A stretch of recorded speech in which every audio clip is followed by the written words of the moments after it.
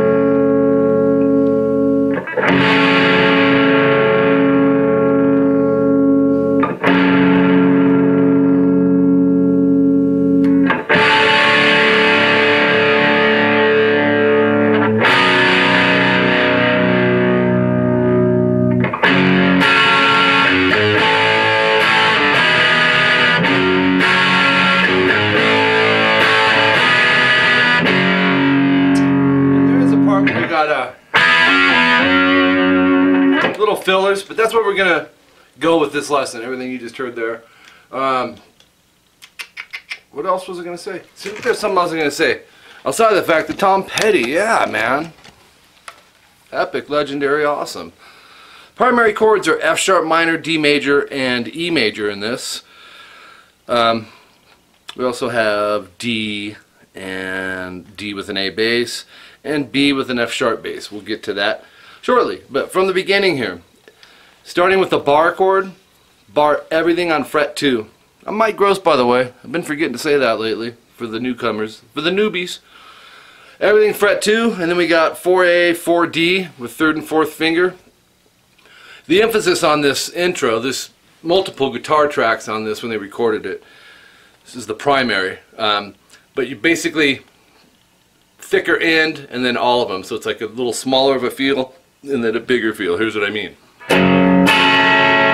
Emphasize on the top 3 per se, and then hit all 6. And then we're going to go F sharp to G sharp, so that's fret 2 and fret 4 on the E string. By the way, if you're not super comfortable on bar chords, you can. The way to approach them is to play them as an arpeggio, which is just picking the notes out of the chord, like, and make sure that they're all clear. So it wouldn't hurt to do that if you're not super confident on these. Okay, that scale, which is through the F sharp minor, is going to walk you right into an A major chord. And then a lot of rock players won't use the textbook chordings sometimes. In other words, instead of cramming this A major like this, which is how a textbook typically shows it, they're barring it. So you would bar the 2nd fret on the D, G, and B, and you just curl your finger out a little bit to where it mutes the high E, and then we got the open A. Now, we can also take our thumb and mute the string 6 a little bit. Don't push it down, just deaden it. It gives you freedom to be able to hit the strings without having to concentrate so much. You know, if you're muting, then it's not as big of a deal. You know, you're not going to have a bad note ring through your chord. Same kind of concept on this as we did on the F sharp minor. Hit the A and D, so just the root 5, which is A and E here. String wise, it's A and D. And then hit strings 5 through 2, so it'd be so smaller, bigger. To E major, standard position. If you know your open chords, you know this one. If you don't, you're learning it now. Middle, 2A, 3rd finger 2D, 1st finger 1G. Keep those knuckles up, guys and gals, because we don't want them leaning and muting other strings involved in the chord. In this case, that is the case because we got to hit all 6 strings. So check it and then hit all 6. So that's the main riff.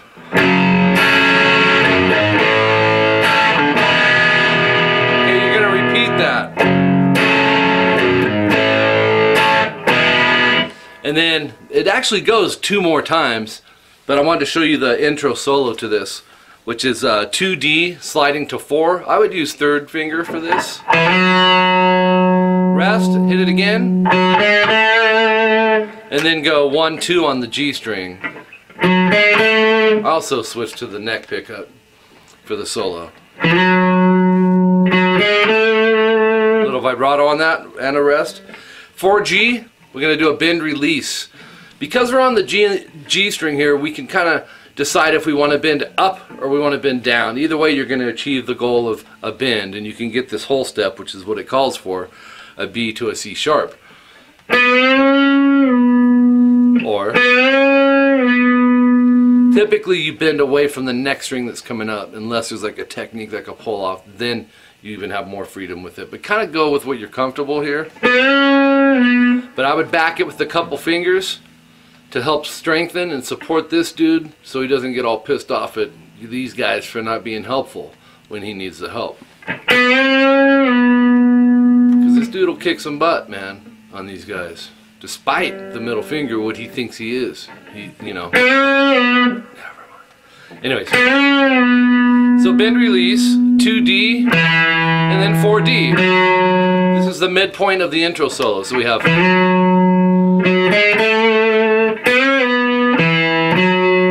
And then hit it again. And then jump right into the G sharp and the A note, which is 1, 2 on the G again. And then we got this. Like this Clapton-y pentatonic riff. Go to 4G. Once again here we're bending, but the string we need next is the B string, so we're going to bend away from that, okay? So you want to bend up a whole step, back it. Remember, we don't want to piss off this dude, so we're going to use these two. Okay, whole step bend right there.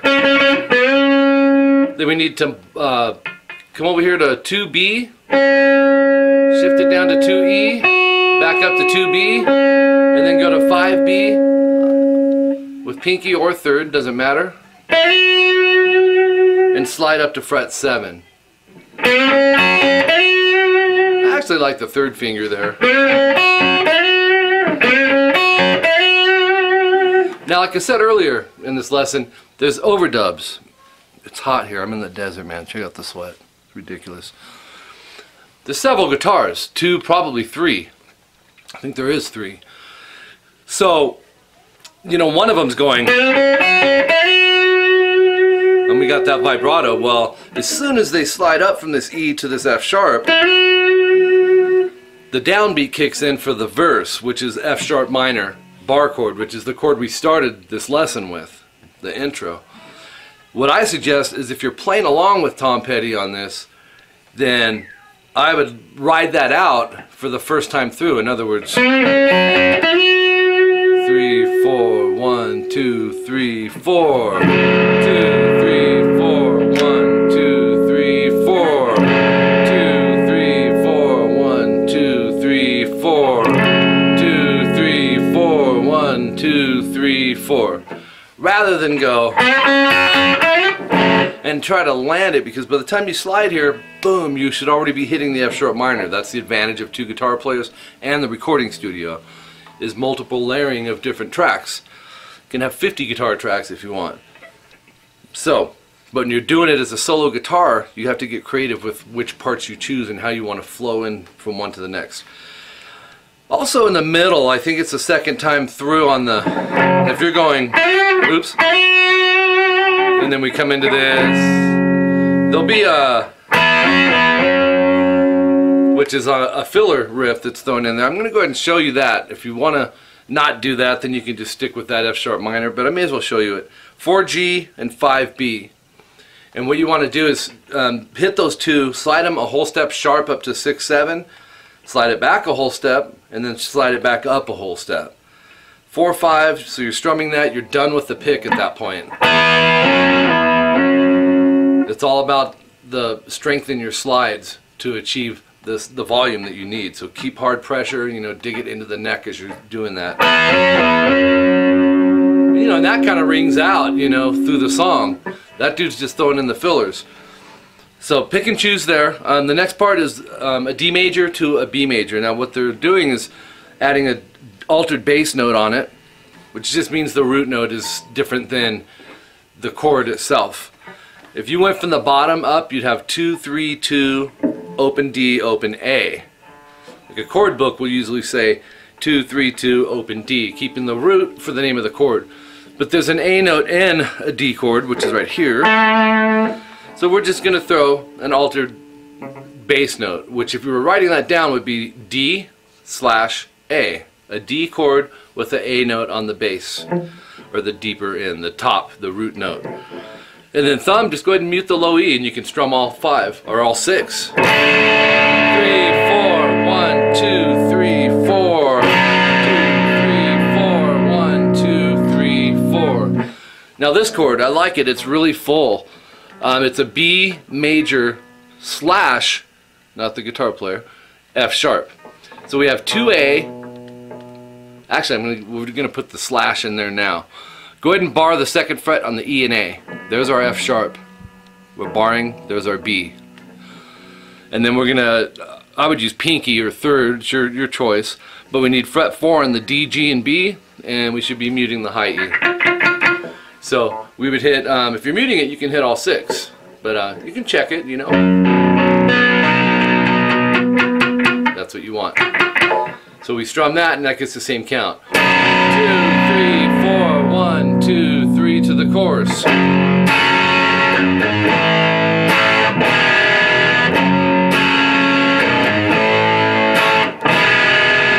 Alright, so let's see how it's looped back through. There are some other filler guitars. I know that 3 times in the song it does.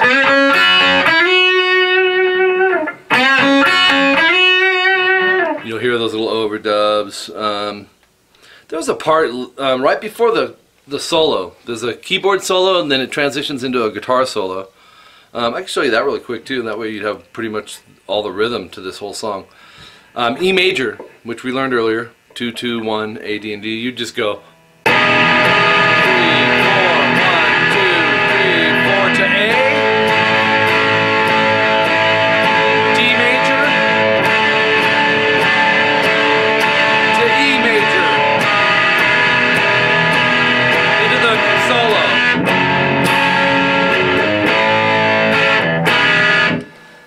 So that's leading into the solo. E major 8 times, A major 8 times, D major 8 times, E major 8 times. And then that whole solo comes in, which I knew some of it, but we'll stop there. That's actually pretty much the song, guys, with the exception of the solo. So we got the intro solo in this lesson, a few of the filler riffs, but there is, like I said, in the middle of the song, the keyboard starts the first solo, and then the guitar kind of transitions. They kind of tag, hand off. He's like, I'm done. Psh, you go for it, dude. He goes for it, comes out of that, and then later on in the song, when it jumps back to the chorus, it does that until the song ends. On the outro, well, there's an outro solo, which is kind of more the primary solo, man, when you listen to it, because it's the longer solo. It's like 2, 3 times longer, actually 3 or 4 times longer than any of the other solos in here. But for now, you know, just since you don't have that outro solo, just play the chorus, which was the... Dang it!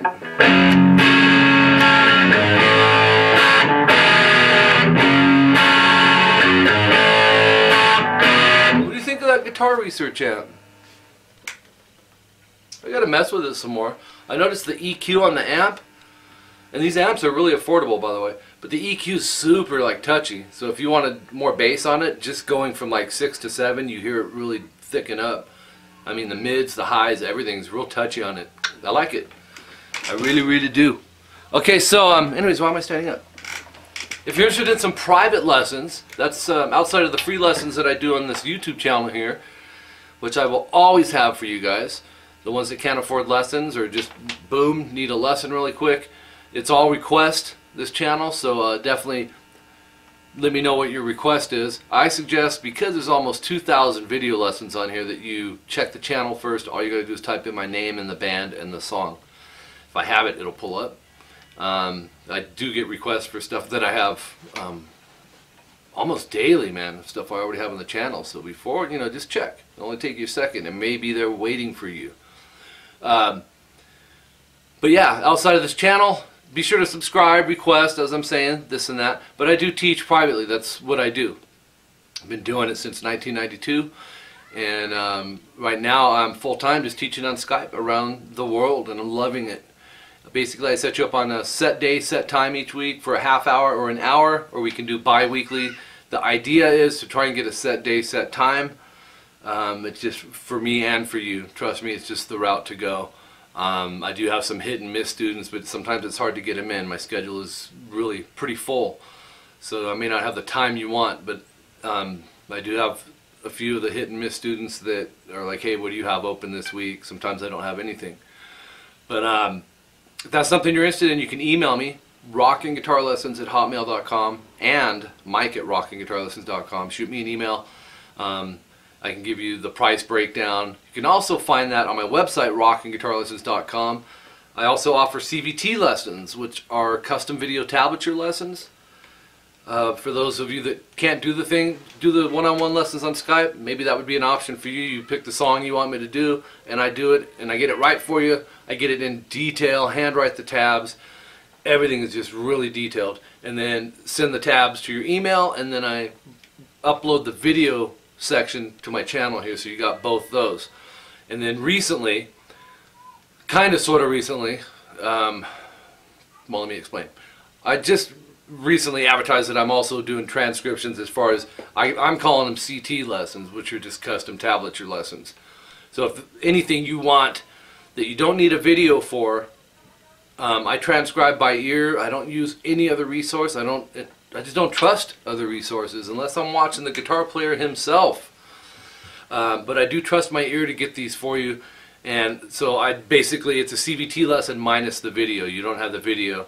If that's something you're interested in, it could be whatever. You know, I've got a guy that has me almost weekly. Hey Mike, here's the link. Get me from 133 to 204.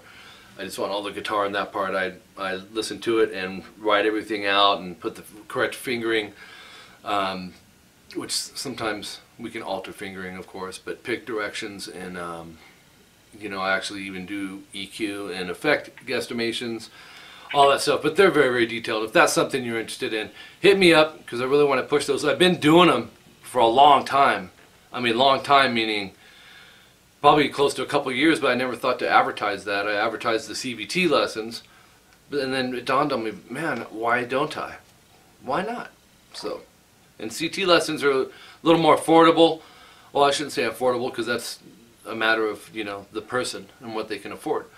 But they're not going to be as expensive as a CVT, because you don't have the video aspect at all. So I'll keep advertising that and do some tutorials, and probably put it on the website so you have it. But it's a new concept as far as me advertising. Anyways, subscribe and share this. Put it on your Facebook. Put it on Twitter. Tell people who Mike Gross is. This channel is youtube.com/rockinguitarlessons1. We're doing Tom Petty with Refugee. See you guys later.